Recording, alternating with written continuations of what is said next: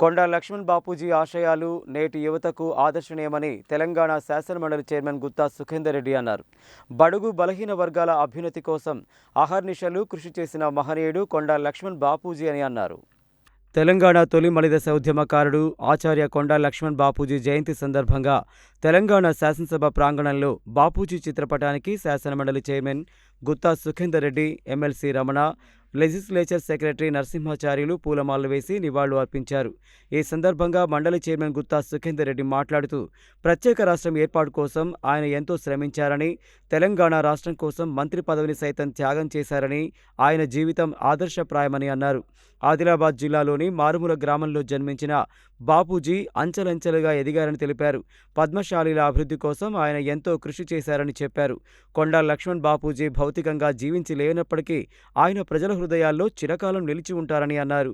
ఈ కార్యక్రమంలో శాసనసభ, శాసనమండలి ఉద్యోగులు, సిబ్బంది పాల్గొన్నారు. పోరాట యోధుడు, తెలంగాణ రాష్ట్ర సాధనలో కీలక పాత్ర పోషించినటువంటి కొండా లక్ష్మణ్ బాపూజీ గారి జయంతి సందర్భంగా వారికి ఘనమైనటువంటి నివాళులు అర్పిస్తూ, ఎందుకంటే కొండా లక్ష్మణ్ బాపూజీ గారు ఆదిలాబాద్ జిల్లాలో పుట్టినప్పటికీ అక్కడ ఒక పర్యాయం శాసనసభ్యునిగా పనిచేసినప్పటికీ వారి పోరాటం, వారు ప్రజలకు ప్రాతినిధ్యం వహించినటువంటి జిల్లా నల్గొండ జిల్లా. ఆనాడు నిజాం ప్రభుత్వానికి వ్యతిరేకంగా పోరాటంలో కానీ, ఆ తర్వాత తెలంగాణ 69 ఉద్యమంలో కానీ వారి మంత్రి పదవికి రాజీనామా చేసి వారి జీవితకాలం మళ్ళీ మంత్రికి తీసుకోకుండానే తెలంగాణ రాష్ట్ర సాధనే ఏకైక ధ్యేయంగా వారు ముందుకు సాగుతారు.